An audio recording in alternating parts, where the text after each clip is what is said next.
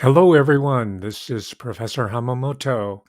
It is 3 p.m. Pacific Daylight Time, and it is November 8th, year 2022.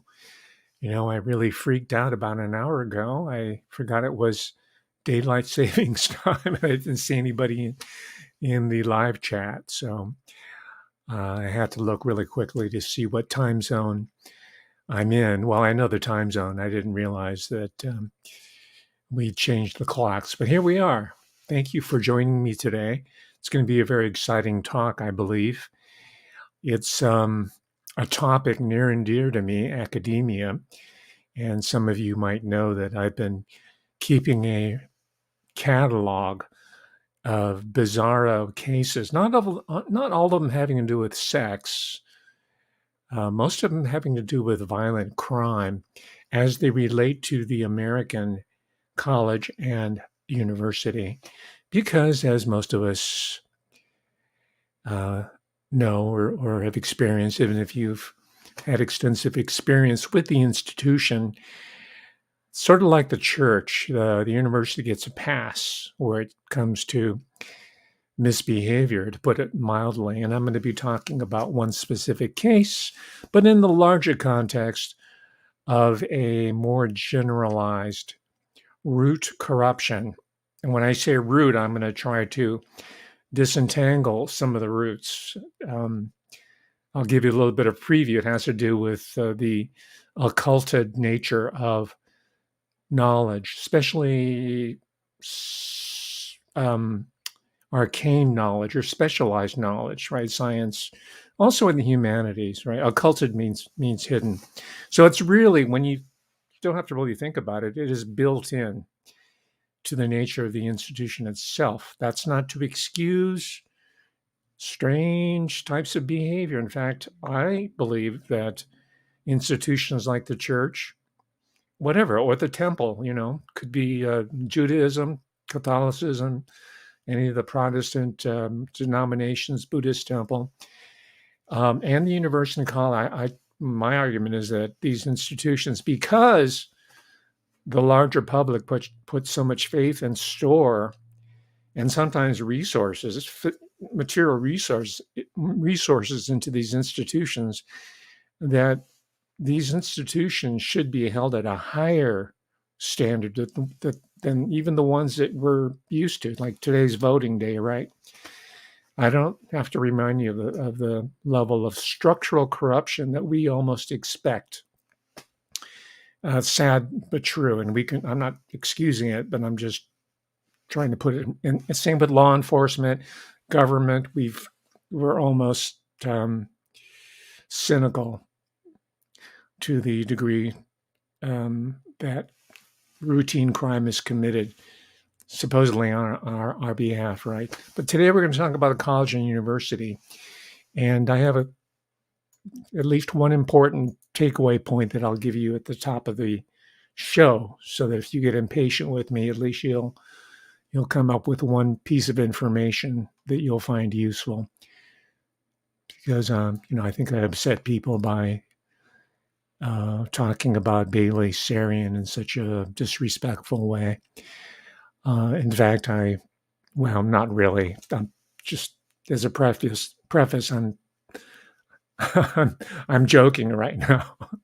But I thought about doing this talk while eating a TV dinner. I would just eat the TV dinner, the Swanson's TV dinner, and I talk about the Sarah Lawrence College sex scandal. And then by the time I finished the TV dinner, the story would be told. So it's just like kind of Bailey Sarian, right? But anyway, the takeaway point I have for you today is that we, the public, and I'm not saying that journalists, writers, and observers, pundits are doing this intentionally, but I'm just saying we're making a fundamental error by describing all kinds of weird behavior as cultic or cults, especially if it has to do with sex. It's always a sex cult, whether it's Nixon, or we'll talk about a couple of other notable examples. So we have this in reportage, and I almost fell into it myself because I was going to use the word cult in entitling this. I said, no, I said, that doesn't really ring true. In fact, the term itself has been misappropriated, just like education has been misappropriated, just like the legitimacy of sovereignty of people's political sovereignty has been misappropriated by these institutions. So have these magic words, right? It's word magic. And cult, and I looked this up shortly before this talk. I can recommend, I guess, unless it's being rewritten, it's the Oxford Dictionary of the English Etymology or etymology, however you prefer to pronounce it. I use etymology, the English or the American English version.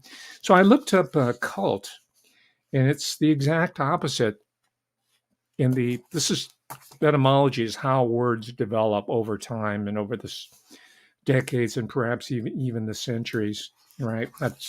And I recommend that you have one of these in addition to dictionaries, because dictionaries only give you a definition. It doesn't tell you about the evolution of the word, how it can be changed, sometimes cynically and sometimes just in good faith. But according to the etymological dictionary, cult, the word cult has to do with worship. It has to do with devotion. It has to do with homage. These are terms right out of the etymological dictionary. It's to inhabit, to cultivate, to protect, to honor with worship. All right. It has a positive connotation and denotation historically, but it's changed over the last few decades. I think maybe beginning with the Manson family, which was a synthetic intelligence operator. You don't know that? Oh, okay, you got some reading to do. If you don't, I'm sorry for surprising you like that. But I assume by now that most people realize that a lot of so-called serial killers and mass murderers have an intimate connection, if not originate, in intelligence work. And that includes police and corporate, private detective agencies and whatnot. The usual suspects, right? Just like assassinations, right?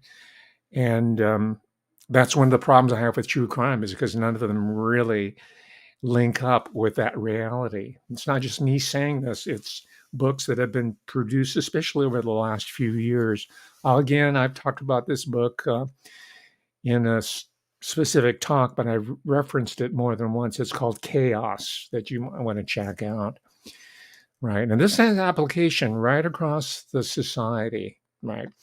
And we don't really have to call it conspiracy theory anymore because, as we know, conspiracies have been proven to be correct all along, just like the so-called UFO.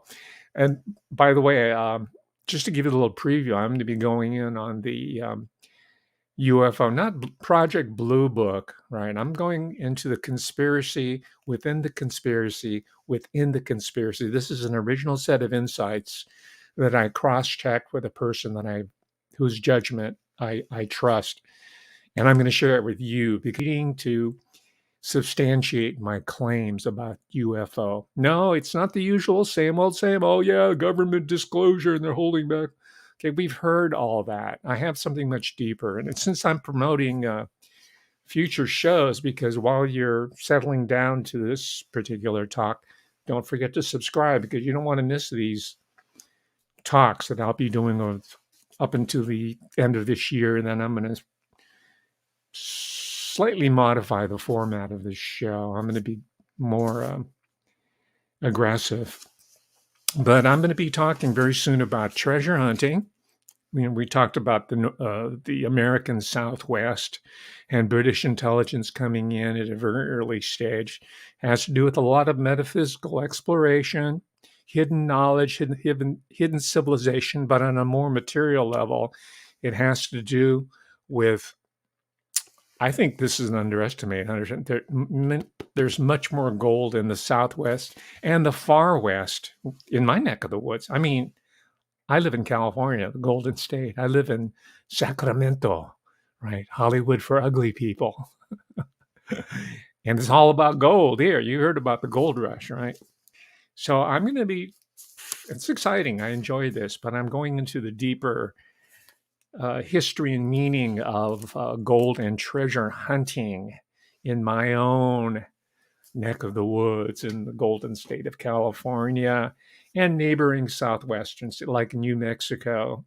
I mean, White Sands testing grounds, missile. I mean, you're thinking about atomic weapons, but maybe there's hidden treasure on the White Sands missile grounds. Maybe White Sands was not about really the weapons testing. It was really about keeping grizzled miners like the treasure from of Sierra Madre. Remember Humphrey Bogart and Walter Houston, a great movie.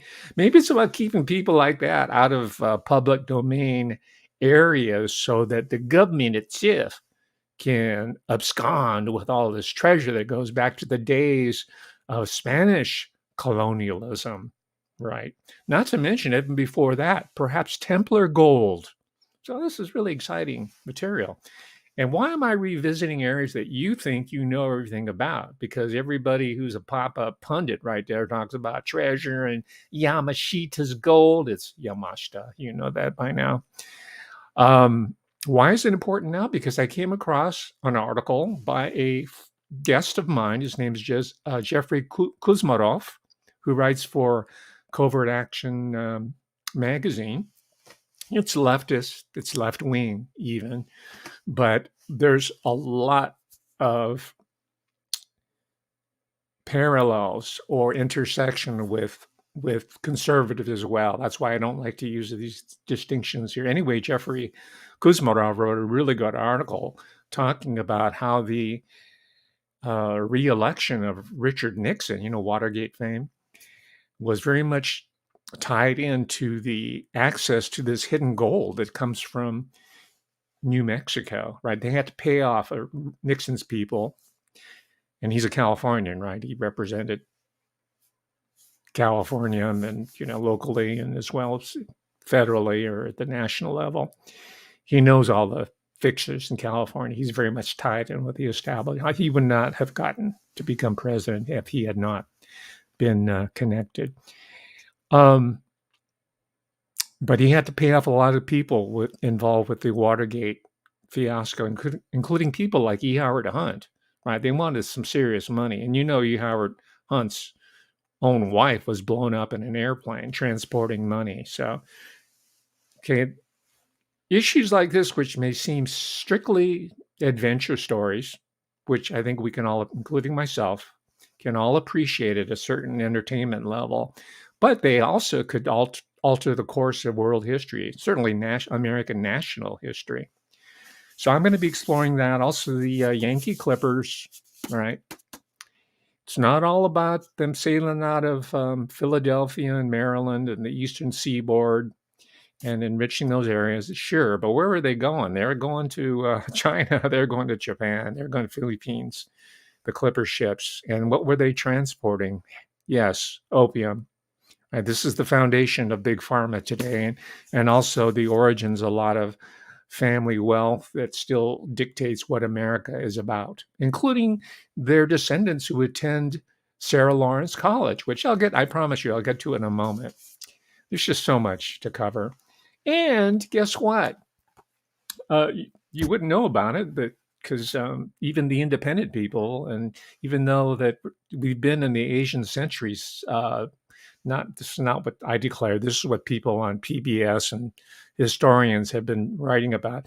We've been in the Pacific century since the 1980s, and people are still talking about the Chacoms hiding under the bed. All these people, Ying Ying and Jang Jang, hiding out at Nancy Pelosi's office. They're like, wow, they're still locked into this sort of Charlie Chan type of mindset. It's mostly boomers and older people like me who grew up with that garbage, and we just can't. So it's the younger people, like I said, who are really open to the idea of a more comprehensive global understanding, including the pivotal role of Chinese and Chinese American women in the New World Order, including Madame Sun Yat-sen. All right, so I got this Penguin book, Penguin Publishers. It's British. And so I'll be talking about that connection. Also, we talked about the Yankee Clippers, right? The ships that were bringing the heroin to bring in all the wealth of Asia, okay, to enrich America, Euro America, Anglo America. But there was also, leading up to World War II, these Yankee clipper ships that were airboats, right? That were running right out of the San Francisco Bay, not far from where I am here. And they kind of set the course for the later Pacific War. Not much later, within 3 years, the United States was at war with Japan, fighting over the Pacific territories, fighting over not because of democracy and not really fighting to protect the Chinese, right? It was really fighting to protect the opium and that whole imperial domain of European countries, France, right? Britain, certainly, in the United States. So we're going to be getting into that. I'm very excited about it. Also, another book that I came across. Thank you, Patreon people, because some of these books are out of print. They're going up in price, but I can't get them anywhere else. They're pulling them off the shelves in the library as well. This one's called "The Psychic World of California." Right? You know, California's a weird place. Well, I'm going to try to explain to you. It's not as weird as you think. It's really grounded in all these material realities of treasure. And we're still fighting over it right now in 2022. Why do you think we have these weird governors like Gavin Newsom? But most people who comment on him say, oh, yeah, he uses a lot of product in his hair and he was married to Kimberly Guilfoyle and he's really, blah, it gets locked into personalities, which is, what they want you to do, right? So we're going to talk about the Northern California connection to psychic phenomena, including Mount Shasta and the UFO psyop within a psyop within a psyop. So I'm doing the background reading, and she's the one that's behind it, Madame Blavatsky. Not really behind, there's people behind her, but she's the person most associated with this, I call it neo-theosophical psyop. I call it, let me just put out this term right now, right? Just in case something happens to me, I might get hit by a truck when I'm walking across the street here, right? Or you might find me floating face down in a tributary of the Sacramento River. But it's called, I have a term for it, it's called crypto-Blavatskianism, right? So I'm working on that story. There's a new book all about Shambhala, the land of the gods. A newly discovered manuscript, might be forgery for all I know, by Madame H.P. Blavatsky, who I've already explained has a very powerful influence, political, not just metaphysical, in the state of California, all the way from Point Loma, San Diego, Pasadena, California. That's Jack Parsons' land. That's OTO country, right? That's L. Ron Hubbard, Scientology, all that. That's Pasadena. That's where the old wealth of LA is, all the way up to Santa Barbara County, Santa Barbara, right? We were talking about Montecito and the Institute for the Advanced Study of Democratic Institutions, right? All those people, foundation funded, that there's also a theosophist hotbed. And rounding it up, thank you again, Patreon people. You allowed me to find this and buy an out-of-print book called Web of Gold, The Secret Power of Sacred Treasure. All right, so I'm looking at this. Outstanding book, outstanding. The older books are outstanding because these are the books that all the pop-up pundits crib from without really citing them. This is where we're running into this recycling of a lot of old information. And you have these people who have hundreds of thousands. I don't have subscription envy. I know I'll always be a boutique specialty shop here, Professor Hamamoto channel. So that's not where I'm coming from. But these people are looking at material that's decades old, right? They think they're in. See, what really astounds me is they think they're ahead of the curve. They're hip to the New World Order. And I got this now. I know what the New World Order is. Yeah, I know about the Rothschilds and the Rockefeller, but they don't. They just heard it someplace on, I won't give any names, but they're the real popular ones there. And they just go in a spin cycle. Whereas I'm trying to spin out of a cycle into freedom and liberation. Okay, so I did some promos for the coming weeks. It's exciting. I have the material. Subscribe so you'll get notifications because I'm going to keep up the live streams. I like to do it spontaneously. I don't read off a script like Dr. Todd Grande, probably a script that's written for him. And if you'd like to debate me on that issue and just chat it up, in general, if you know Dr. Todd Grande, please put us in touch. I'll invite him on my show. I'm not, see, I just want to clarify, I'm not against these people who I'm criticizing. I invite them onto my platform to engage them and let the audience decide for themselves who's doing original work and who's just rehashing material that's been out there for decades and decades. But it's new to them, so they like it. Okay, here's some all new insights to you. Do not tune out. You don't know everything about Sarah Lawrence College that you think you do. All right. First of all, I have to see this movie at some point, but I'm resisting having to subscribe in order to do so. And it's called Sex, Lies, and the College Cult. It's by some new offshoot of some major media company. And the deal is that they lure you in, which is like the Beatles one, the Get Back. I had to subscribe to Disney Plus just to see that three-parter. As soon as I saw it, I unsubscribed, right? But they're counting on you forgetting to unsubscribe. So I'm waiting for it to stream on some other platform or better yet, being released as a DVD. So I confess not having seen it. I'd be surprised if it's any good anyway. It's probably more sensational. So that's not where I'm coming from. Okay, so I already talked about how the term cult, and they use it in the title here, has been inverted. Right. But it's also a misdirection. There's a two-part problem with using and overusing the word cult. It's, like everything that's a scandal, it's an offshoot of Watergate. Oh, it's Pizzagate. It's Clinton Gate, whatever. It's always something gate. Now everything's a cult. It's misdirection because, and here's the takeaway point, that each one of these cases that we're talking about are inextricably linked to establishment institutions in law enforcement, and include the courts as well, right? The local courts as well as district courts, district court, Ninth District Court of New York, right? Whatever it might be. The university, of course, the medical profession, the military, publishing, all these institutions that make society run on a cultural level, economic, finances, right? And the church, I forgot to mention, that's so obvious, right? Okay, and some very quick examples. Probably more about these scandals, if you want to call them, than I do. But it's a misdirection. We know that Nixon is linked to some law, and we don't have the full details. I'm not saying that, but we know that Nixon is not just about a cult of personality around this guy, Keith Raniere, and his co-founder, her name's Nancy Salzman. Also, we know that there were some celebs like actresses, Allison Mack from Superman or Superboy or Supergirl TV, and Claire Bronfman, one of the Bronfman families, right?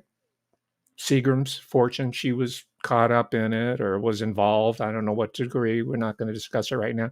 Grace Park, it's very unusual to find Asian Americans involved in these types of situations because they really don't understand Asian American. That's why you don't see them in lead roles except on Lost with Grace Park with it, because we certainly are Lost. The establishment doesn't know what to do with Daniel Day Kim. They just said, we'll underpay him.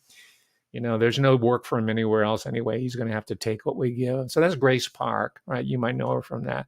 Beyond that, I really don't know much. Although I did meet Daniel Day Kim at a film festival that I moderated a panel. He was on it, along with who else? The guy who starred in Dragon, Jason Scott Lee. Yeah, he was on the panel. A couple other big. That's me.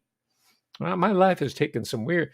I've rubbed shoulders with celebrities, but you know what? Not once did they ever invite me to the mansion party. I shouldn't laugh about it, but um, it's it's uh, it's black humor. And black, I don't mean by, Negro or African American. Black means gallows humor. I've been so close to some weirdness. And I said, oh my gosh, I knew these people. I had dinner with them. I get to share it with you. That's one of the reasons why I do this channel.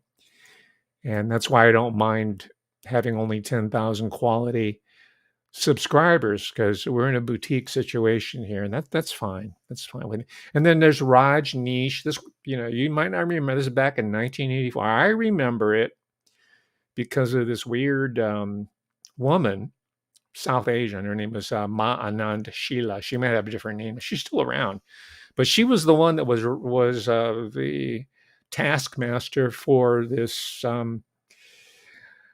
perfect master from India, right? We've seen them. We went to Maharishi, and then we had the boy guru, and before that we had Paramahansa Yogananda Parlevu. It goes back. It's like theosophy. It's like Madame Blavatsky. We've had a whole succession of perfect masters, or Maitreya. Okay, we're going to go into the Maitreya critique very soon. The coming master, right? When the apocalypse happens, there's going to be a new master coming from the East named Maitreya. So we've seen these people from the East. That's the only cultural space that we Oriental people are allowed to occupy in American society. I dedicated my professional life to changing that, and I'm still pushing the envelope, as the cliche goes, here on TubeU and beyond. Right?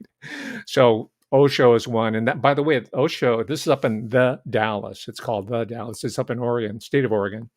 And that, according to some people I've read, and some other people might have the dubious distinction of making the claim, but according to books that I've read on bacteriological warfare, that was the first example in America, domestic example of bacteriological warfare on civilian populations, because they poisoned an entire community in order to become the political powerhouse in the small community that they infiltrated. And I don't have any firm evidence myself, but I think this was also part of a larger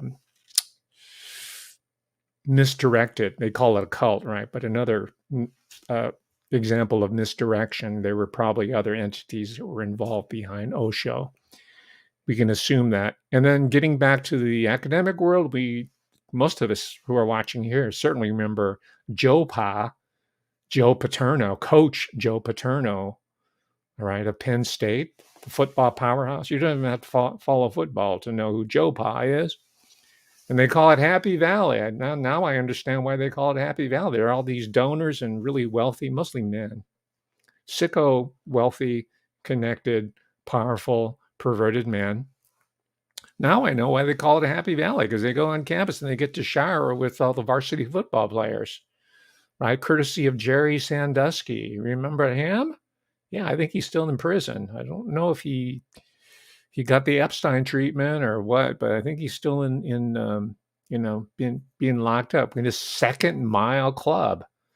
Now we know what the Second Mile is, right? All these little word magic type operations there. So we don't have to review that. And then I gave a whole talk on this. You want to check my playlist, and you have to work at it because I'm being pushed way back in there. But you'll find a talk that I gave on Dr. Larry Nasser. All right. He was convicted and sentenced around 2017, 2018, so the memory might be fading. But he was the head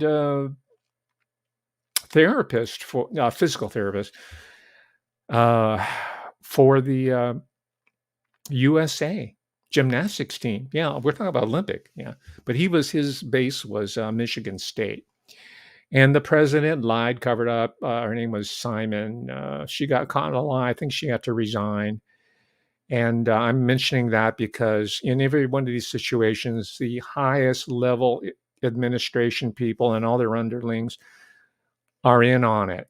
That's why I say this is not cultic specifically. It's institutionalized, right?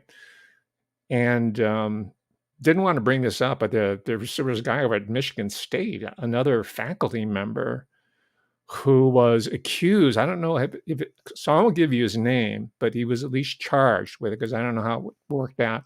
But he was charged with bestiality with a dog, right? Yeah. Wow. Just crazy stuff. You haven't heard nothing yet. Okay, because we're going to conclude before we go into the Sarah Lawrence situation, which is still playing out in 2022. We haven't heard the last of it. If mainstream news or even Indian news has anything about it, we're going to say, okay, all the bad people have been put in prison, case over. But no, that's when the story starts, right? The aftermath of it. So let's end with another story, which I follow because I'm keeping on running files on all these people here. USC, the University of Spoiled Children. Now it stands for University of Southern California. But there is a big shot by the name of Doctor, he's an MD by training, Dr. Carmen Puliafito. He was brought in as like Rainmaker Deluxe, bringing in all the multi-million-dollar contracts from big pharma. And he himself was no slouch so far as holding patents, right? I mean, he probably had a whole laboratory from his previous institution full of Chinese postdoctoral students that were doing all the hard work for Dr. Puliafito. They were like intellectual coolies, right? That's how it works with Lieber and all these other people. So stop dumping on the Chinese spies. They're doing all the basic R&D for people like Puliafito and Lieber and Fauci and all these other people who get to stand up in front of America with their little scarves on and say, please, yeah, trust in us. By the way, they're getting their comeuppance right now. They're saying, oh, no, no, no, let's forgive and forget, right? They got this professor at Brown University, Professor Oster, I think her name is.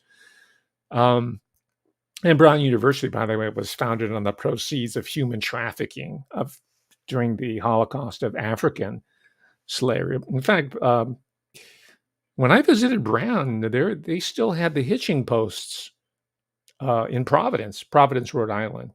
By the way, if you go by the Seagate, you'll see some magnificent homes. My gosh, right? Built on that old opium, Chinese opium well, and all that African slave labor and all them drugs, the tobacco. Yeah, that's where it's all concentrated. But when I visited Rhode Island, they still had the hitching posts down in Providence.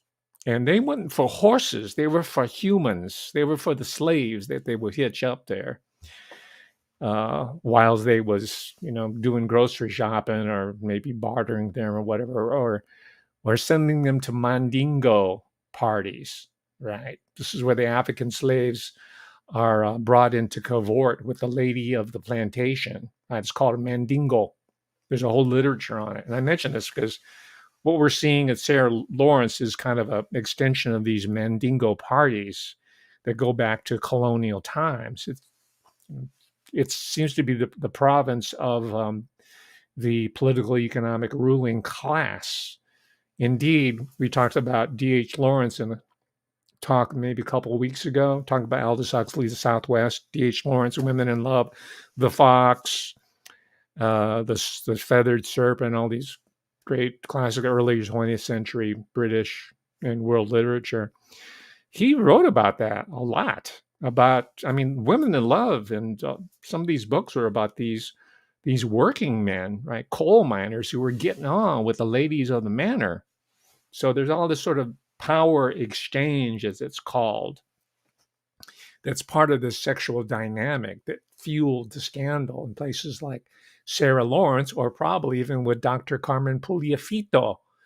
Okay, I'm talking about him too much.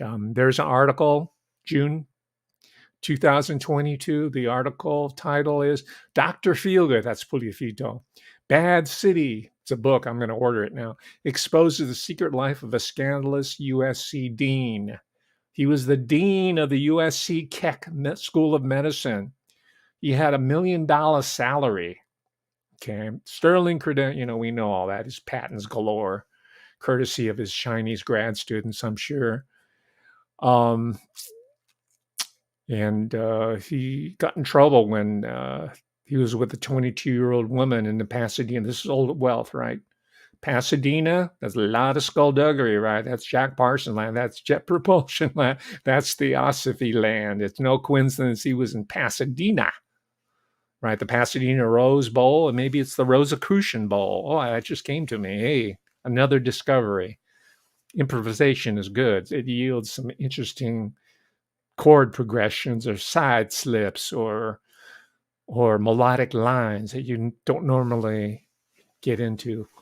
The Rosicrucian Bowl. Think about that when you watch the parade and the Rosicrucian Bowl on New Year's Eve, right? Eating your chips. So he was with a 22-year-old woman, 66-year-old dean. And if you don't think that's plausible, well, check this out.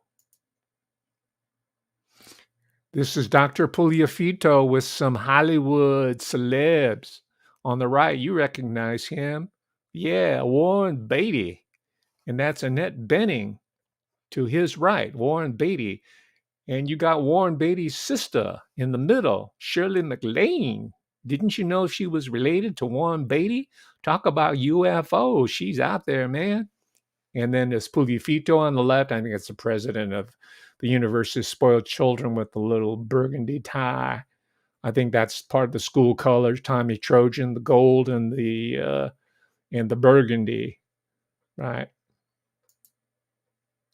So let's move to the next pick. This is Dr. Carmen Pugliafito dropping some ecstasy, and he's taking a selfie. On the right, you can't see it very well, but there's his tongue's sticking out because he's dropping some E.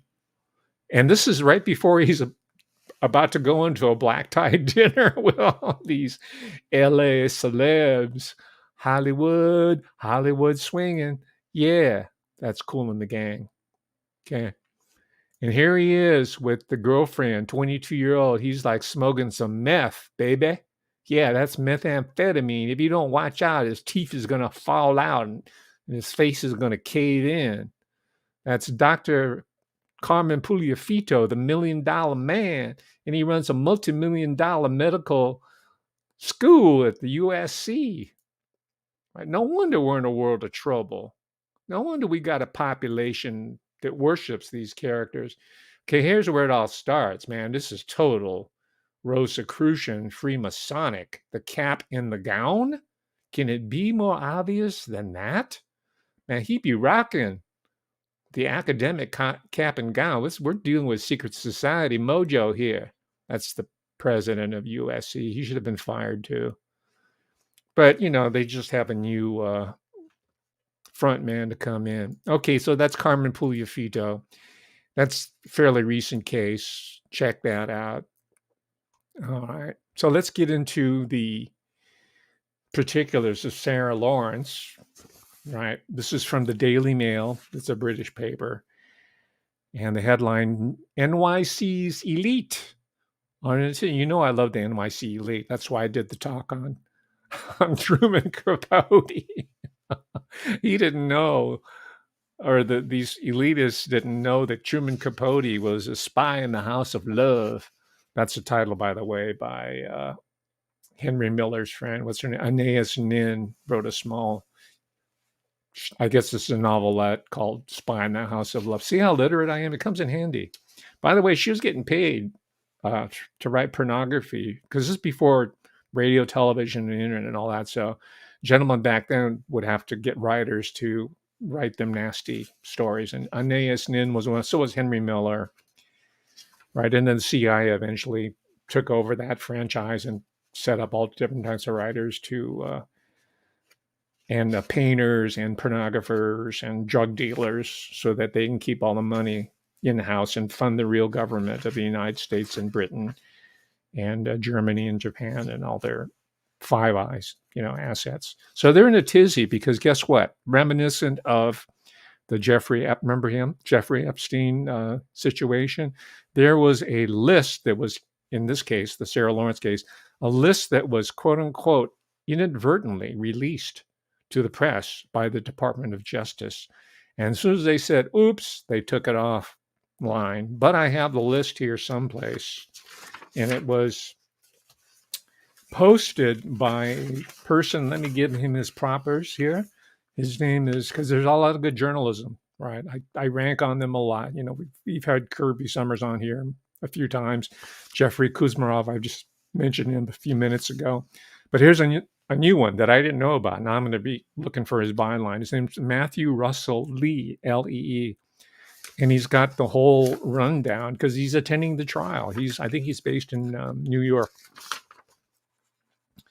And this is one of the better pieces that I found. I subscribe to his mailing list as well. And yeah, this is in March of this year. And that list, which I thought I'd never get a hold of, is here. I'm not going to read any of the names. So you're going to have to use your own detective skills if you want to read the list. I couldn't recognize any of the names. Supposedly, there was some crossover between the Epstein list and this list here with Sarah Lawrence, but I didn't really look that hard because they're not going to be swept up. They're not going to be thrown in prison. They're not going to be prosecuted. They're not really going to be investigated. So we must make sure that justice is done by keeping these stories and the information and the follow-up under review constantly. All right. So here are some of the, without going into the names, here's the political profile of some of the people whose names showed up on the list. This is according to the Daily Mail. And they saw the list before it was taken down. The alleged clients include a Metropolitan Transit Authority executive. He must be making the big bucks, right? These are political appointments, I'm sure. And, he's probably getting, I'm just assuming his take-home pay is just the tip of the iceberg. He's getting the baksheesh. He's getting the kickbacks from somebody, right? There's money going through there. His day job is only like to pay for, cab services, expense, or prostitutions. Who knows? An account executive at Amazon. That makes sense. It's a really profitable, lucrative enterprise. If you're an account executive, maybe you can afford to spend $800 an hour for a prostitution of a student at Sarah Lawrence. And it was mind-boggling how much money they were making on behalf of this guy. And I can mention the name because he was convicted of his crime. His name's Lawrence Ray, or Larry Ray. And you already know the story. His daughter was attending Sarah Lawrence, and he asked to crash at her dorm room after he got out of prison because he has a whole list of major as well as minor crimes. He's got a rap sheet galore, which connects him, by the way, to the highest levels of New York City government and law enforcement, including the guy that became the police commissioner of New York, Bernard Kerik. Remember him? He was the hero of 9/11. He happened to be in office when the buildings went down. That's Bernard. And he wrote a book, which I read. And, it's the same story. I was a poor kid and blah, blah, blah. And my parents didn't love me, But he went to the top, and he started out as a driver.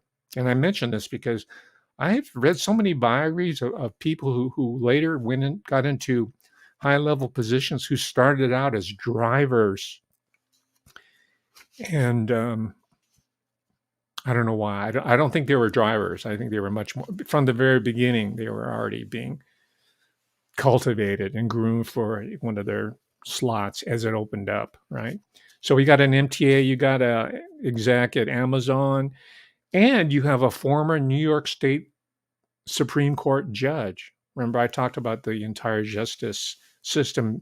Not everybody who's involved, but you have characters, elements within these trusted or respected institutions who are implicated all the way. That's why I said this is not a cult. All right. That is misdirection.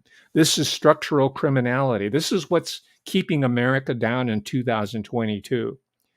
This is what has to be chipped away at. I don't think it's going to be eliminated. I'm a realist, but it has to be drastically reduced. These guys need to check themselves, check their behavior, control themselves. Even a little bit's going to help the American people, the American economy come back, right? Just restrain yourself so that Mr. and Mrs. Middle America, who are suffering after the past 2 years of losing their businesses and having to quit their jobs, their children are ill, just back off for a while, count your money, right? Go to your prostitute. I don't care. I just don't make it our business, and do not ask us to pay the penalty for your own evil and your own lack of control and conscience. And we'll leave it up to your wives and your husbands to give you all the justice that you deserve.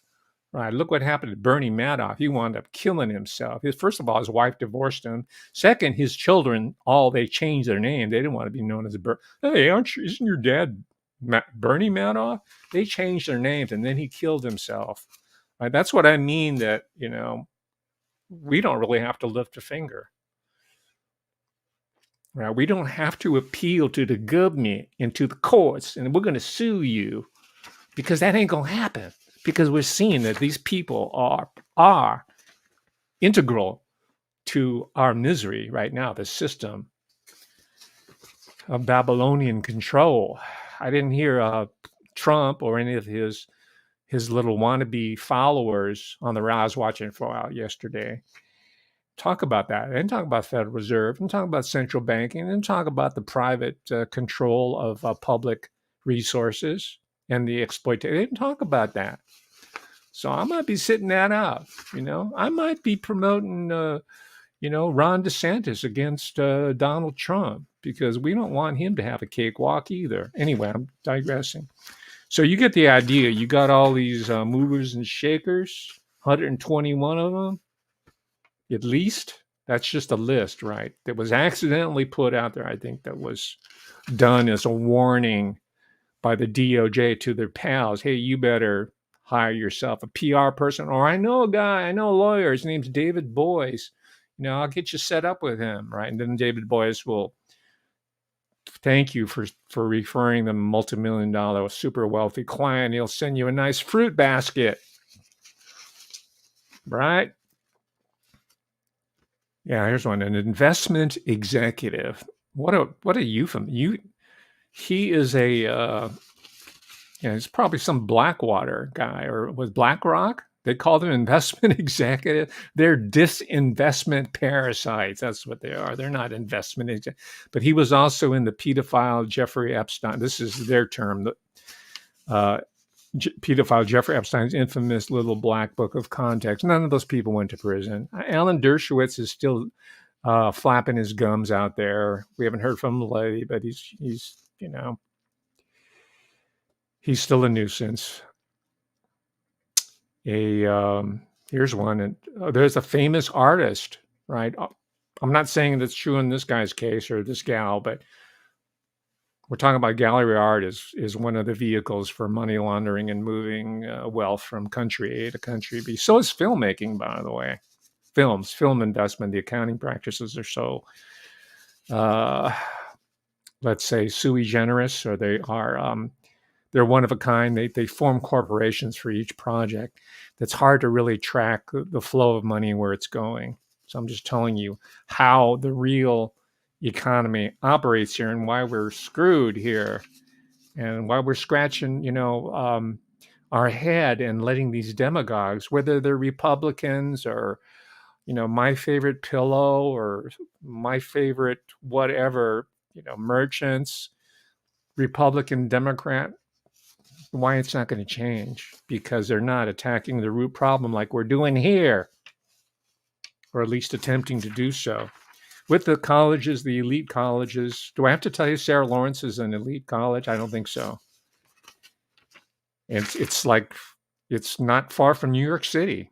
It's like a little oasis of New England style life. And of course, it was founded by a Dutch descendant of wealth in that whole area upstate, or getting towards upstate, and New York in general, because, I want to give the Dutch East India Company and also the Huguenot people, I want to give them credit for helping to destroy America because they think they own it. They think we are just the weed people, the temporary pass through, the oily, greasy, grimy people who are just tolerated while they amass more and more wealth and power, uh, which of course is imploding right now. Their world is coming to an end. This is why we're seeing an intensification, the revelations of all these scandals, right? Because it's accelerating. Just like, when a plane's going down, it just in a death spiral, it gets bigger and bigger. Don't worry, America will still be here, right? Rome is still there, isn't it? There's still a country called Italy. The Roman Empire collapsed a long time ago, but you can go to Rome. You'll see a lot of ruins and still a beautiful country. I mean, the city, well, the country in general, I'd say, is not bad, right? So we'll be around. It's just a matter of how we are going to rebuild our banking system, our economy, and on the basis of all these decades worth of knowledge that we now have at hand. And even the elites, who most of them don't know this material either. They're watching this show and they're learning their own history. So some of them, many of them, are going to come clean. Many of them are going to join our side. This is not QAnon type nonsense. I'm saying they're saying, "Oh my God, I might be thrown out under the bus just because of what Deborah Birx and Anthony Fauci and all these other ass clowns were getting me into. I better cut a deal right now." That's how the feds get the gangsters rolled up. They get them to rat out each other, right? And you're going to see more and more of that, right? It doesn't even have to go through the court system. It's just like an informal network. Well, I better start straightening up and fly right and stop screwing the American people and the world population, because they be coming after me with a torch and pitchfork. This ain't going to be no Frankenstein movie. This is going to be the real revolution, right? Not violent, okay? So if I can recommend, I've already recommended Inner City Press, and very impressive writer, investigator. He's on the job. He's not one of those guys who are watching YouTube or one of the headline chasers and responding and oh yeah, I'm a pop-up pundit. He's in the courtroom. He's raising issues at press conferences to the attorneys who are involved. And let me say his name again so you can subscribe. It's called Inner City Press. You can get a free subscription, but he's also behind a paywall. His name's Lee. I don't remember his first name. It's Lee. But if you want to find, this is at least on basis of what I've been able to come up with. This is published in April of 2022. The best article, it's long, it's comprehensive. It has some weaknesses in it, but done by because I know I rank on mainstream reporters, but Ezra Marcus and co-writer James D. Walsh did a wonderful job. It was published in a publication called The Cut, C-U-T, which I don't know much about. And it was published in April 6, 2022. And the title is The Stolen Kids of Sarah Lawrence. That's kind of a misnomer. They weren't kids, they were adults, which was part of the reason why this guy, Larry Ray, was able to get away with almost 10 years worth of manipulation of these people. They were over 18, which makes them adults by law. But emotionally, so far as their judgment, their control, and their decision-making ability, they were infantile, to put it lightly. And I'm not even going to psychoanalyze them, right? Like Dr. Todd Grandy, let's see what he's got to say very quickly. Both Daniel and Santos left. Larry moved the remaining members of his cult to Piscataway, New Jersey. The followers realized that they were in a desperate situation. Not only were they in a cult, they were living in New Jersey. In October 2018... I don't give him enough credit for his deadpan humor. He says they were in danger. Not only were they in cult, but they were living in New Jersey. That's a knock on New Jersey if you didn't get it. But yeah, instead of complaining about these people like Bailey Sarian or this guy, right? Quality clients about Larry's bad behavior. Yeah. Instead of complaining about them, I'm going to promote them. I'm going to promote them. I want you, if you really think that that's going to help solve any problems, structural problem, I want all those people who are kind of passing, I want you to watch Todd Grandy, not me. All right. And don't read articles like this because it requires effort. It requires some thought. You have to spend time with it. Whereas if you watch Todd Grandy, you can be cleaning your toenails, right? Or cartooning or working on your coloring book or washing dishes, right? It doesn't really require you to focus on anything. But you got to read this book, this article, "The Stolen Kids" of Sarah Lawrence, subtitled "What Happened to a Group of Bright College Students Who Fell Under the Sway of a Classmate's Father." Right, and they miss the point that I made at the outset of this talk here, is that it's not just a mind control. It's not just because of immaturity. It's not because they were spoiled kids. I mean, that might have been part of it. It's because they were pawns in a much larger, sophisticated operation with Larry Ray, who was the point man. I don't know if he knew the entire system of control that he was implementing. I think he had some semblance of it because he was a FBI informant at one point, and he did have overseas experience. I mean, he was able to get next to high-level Russian elected officials and bring them to New York and match them up with their counterparts here. So he had some kind of contact. He had some State Department, military, NATO, Pentagon type of juice in that he was operating from.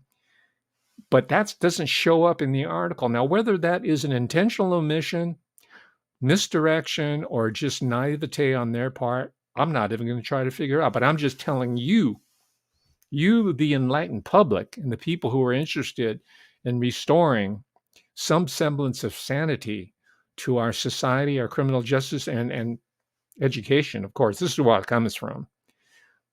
It's K through 12 and it's higher education. This is the incubator, the primary incubator of most of the ills that we're suffering today, whether it's so-called critical race theory, and that's why that was thrown out there so that we don't see what's really happening at Sarah Lawrence, or GLBTQ, which of course was thrown out there so we don't know that a whole polyamorous family is envisioned for us in the post-capitalist economy, right? Which Greta Thunberg and other people behind him, Naomi Wolf or Naomi Klein, one of the Naomis, one of them's Canadian, one of them's American, but they're not, they're all leftists, and they all sometimes they switch sides temporarily, but they're leftist, and they believe in the New World Order with them at the top of it, right? Thunberg says, yeah, capitalism is a problem. We're going to have to overthrow that.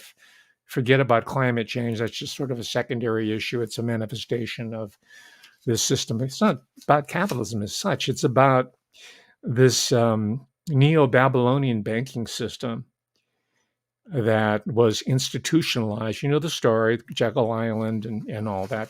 That was institutionalized slightly more than 100 years ago. This nation's been around for over 250 years, and who knows how long, how much further it's going to last as a republic. But I'm saying this is because historical change does happen, and it can happen.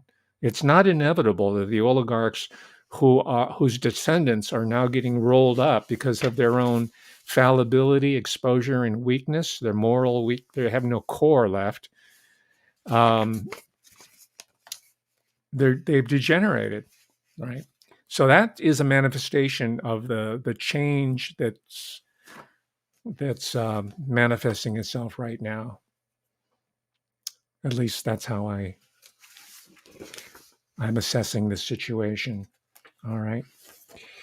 And since I have a couple more minutes left, let me say that one of the principal persons who was involved in the she was one of the I think she's convicted, so I can say her name's Claudia Jury. She was convicted for one of the, and Ray also had a couple of other hench person, but I think she was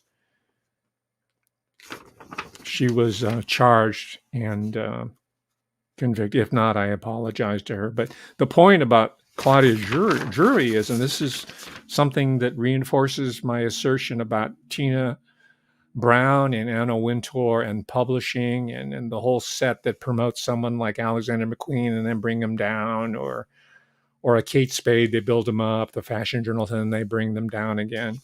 Well, she's in this business now. She's in publishing. It says here in this one article, it says, Claudia Drury, Larry Ray's victim, where is she now? By Nadia Point. It was published September 22nd, fairly recently. Well, sure enough, she winds up in publishing, right? New York City publishing. You wonder why I'm so bitter? I'm not really bitter because I can publish my work on Create Space now, and I have a YouTube for you. All right. I don't need Harper and Row. I don't need Doubleday. I don't need Farage, Strauss, and Giraud, which are owned by Hachette anywhere, some mega publishing holding company. They're not even really publishing anymore, right? So she's there. They won't give her the name, but she's in the publishing industry. This is where they hide out wealthy girls. Right? They also make them into literary agents and bookers, talent bookers, and producers. That's why Professor Hamamoto will never be able to break through in that area. And I said, okay, here's another example for you, and now you understand why I got a chip on my shoulder to not the white shoe boys, but the white shoe girls. The pretty girls in their summer dresses. That's a short story. Who was that? I can't remember. Yeah. And one of the working girls that you're all familiar with is none other than Jackie Onassis. Yeah, she was in publishing. Again, do I need to give you more examples? She was a Doubleday editor in some other large house before that. And she signed all these well-known celebrities. She knew Truman Capote. I don't know if you recognize some of those figures when I did the Truman Capote talk, but one of those figures that was shown 2 or 3 times was Jackie O's younger sister, Lee Radziwill. Princess, she married into royalty. That's her younger. She was always kind of jealous of Jackie O. She was older, and she was the apple of her father's eye, Black Jack Bouvier, right? Sort of a dissipated, drunken, rich person who was going down and needed to marry his daughters off to wealthy men. They got JFK in one. They got Prince Radziwill, some former Polish nobility, and that was her sister. Anyway, so after she buried her second husband, Aristotle Onassis, the Greek shipping magnate, right? Very interesting character. He got wealthy because he got good deals on these almost free, these Liberty ships. After World War II, he got them and he was able to transport precious cargo, right? You know what I mean by that? It's a code word for dope. So she married him. Man, that's when I first started thinking, I thought she was the martyred wife of a martyred president. She married Aristotle Onassis. Well, she's one of them. And she published all her friends, her relatives, all the celebs. She facilitates that. And she's part of the fashion complex as well. You can figure it out. She's part of the Sarah Lawrence. She didn't go to Sarah Lawrence. She might have gone to Smith or something like that, but it's all part of the larger occultic network, which during Jackie O's time, their training was to marry wealth within power. By the time we see these students getting troubled at Sarah Lawrence, they're expected to compete on the same platform as wealthy men. And we're seeing that a lot of these women did not have it within themselves because they didn't have the hustler gene anymore. They had degenerated into dependency from growing up in these wealthy situations, and they had to fend for themselves. And so what did they do? They fell for Larry Ray's psyop, and the psyop that Larry Ray was executing. Anyway, I'd like to know your theories, your hypotheses. If you attended Sarah Lawrence College recently, notice these you don't have to give me any names, just add to the commentary there. And your informed observations and information will take the discussion forward. And that's what we're looking for. All right, ladies and gentlemen, I don't have the vaguest idea what I'm going to talk about on Thursday, but believe you me, as they used to say on television, I'm working on it. So I hope you'll join me this coming Thursday. Subscribe, support me on Patreon. All right, see you soon. God willing. Bye. Thank you again.